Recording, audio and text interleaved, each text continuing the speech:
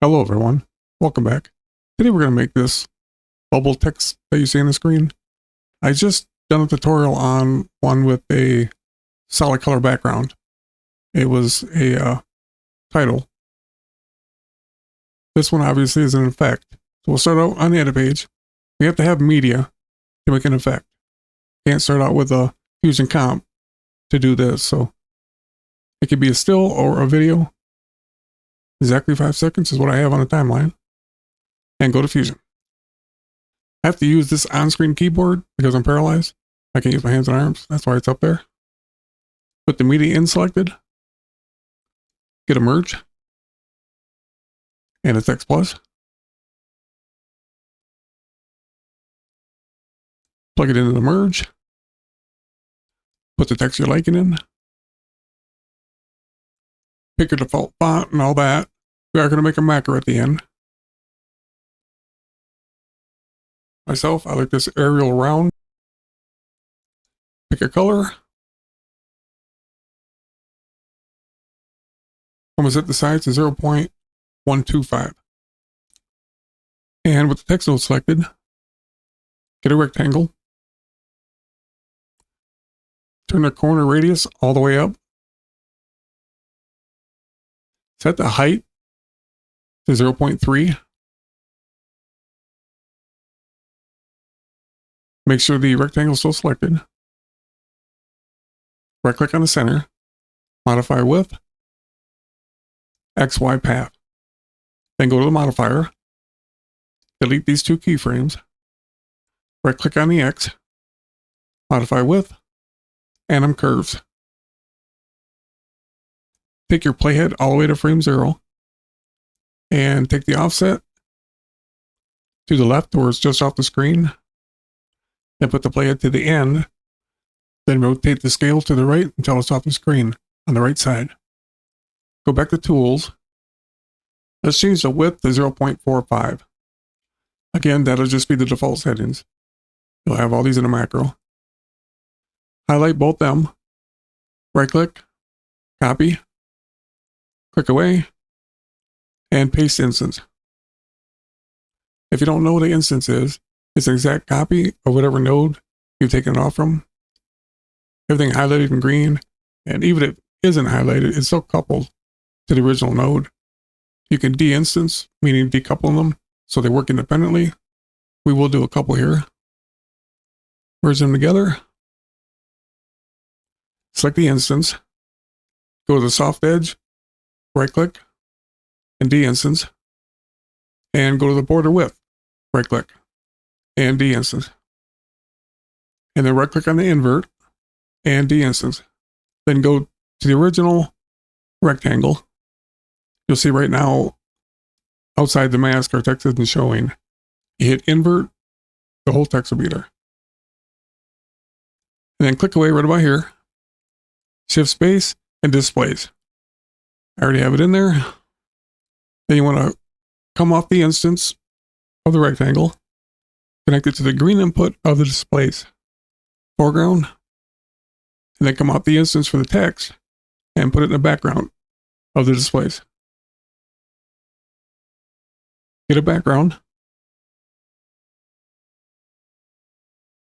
Now where it's masked, your text should be black. Pick a second color and select the displays. Set the speed to 1.0 and the refraction strength. I'm going to set my default to 0.45. And if you go to the left or the right, you'll see an empty spot there where it's not lining up. Select the displays, pin it, select the instance, pin it, come down to the center of the displays, right click, expression, then take the pick whip up to the center and let go. You can do it on either one of these. What we just did, we connected the center X and Y of the displays to the center of the rectangle X and Y. Now you'll see that gap is gone. By the way, you can unpin these like I just did. Zoom way in.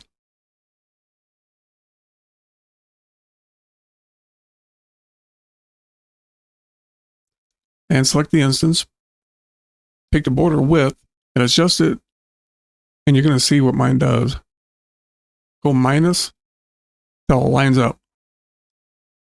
Your setting is likely to be different.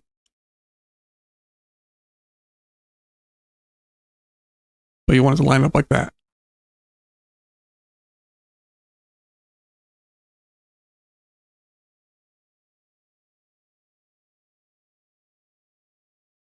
Okay, that looks good.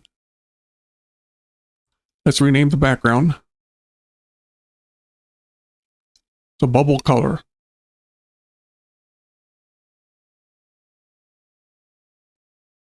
And we're ready to make the macro. Hold the control button down. Select these in the order that I do. Hit A on the keyboard. Keep the control button down and deselect the media in and the media out.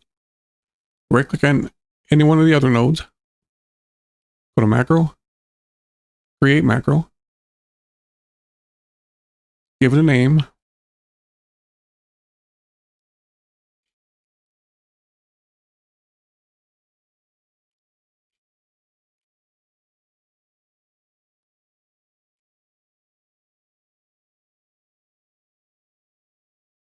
And follow along.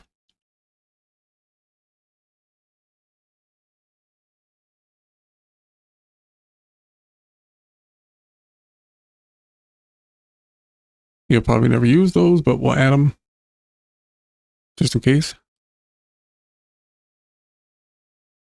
On scale, delete it and put out. On offset, delete it and put it in. Displace, refraction strength, delete it and put it in magnification.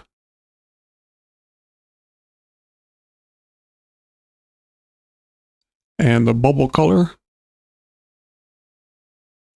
and put bubble in front of color.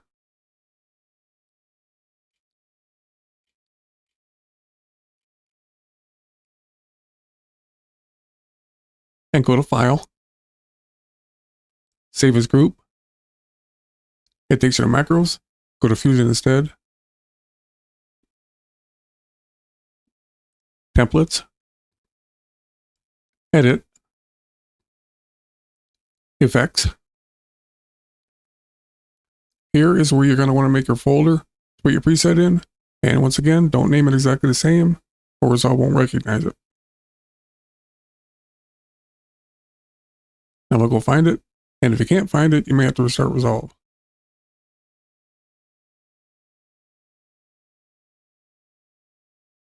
There it is.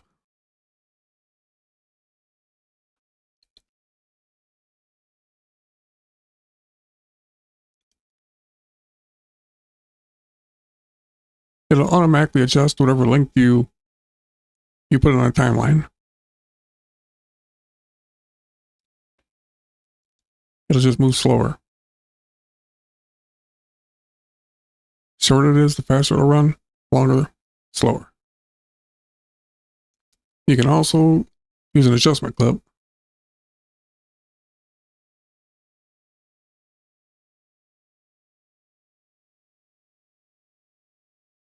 We'll delete that one.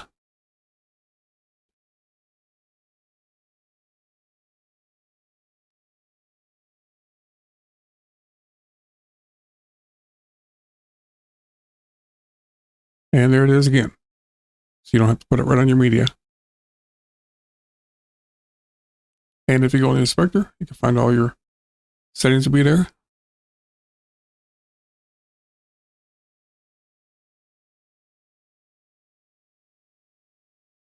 Well, there you go. Thanks for watching, and I'll see you on the next one.